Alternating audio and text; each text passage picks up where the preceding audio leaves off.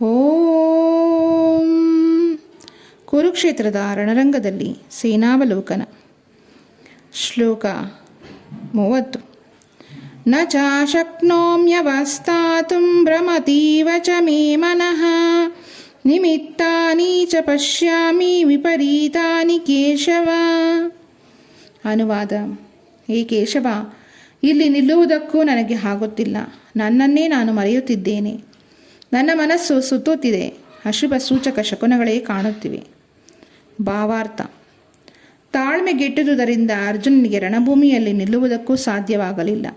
ಮನಸ್ಸಿನ ಈ ದೌರ್ಬಲ್ಯದಿಂದಾಗಿ ಅವನು ತನ್ನನ್ನೇ ಮರೆಯುತ್ತಿದ್ದ. ಲೌಕಿಕ ವಿಷಯಗಳಲ್ಲಿ ಅತಿಯಾದ ಮೋಹವು ಮನುಷ್ಯನನ್ನು ಇಂತಹ ದಿಗ್ಭ್ರಾಂತ ಸ್ಥಿತಿಗೆ ತರುತ್ತದೆ. ಭಯಂ ದ್ವಿತೀಯಾಭಿ ನಿವೇಶತಸ್ಯಾತ್.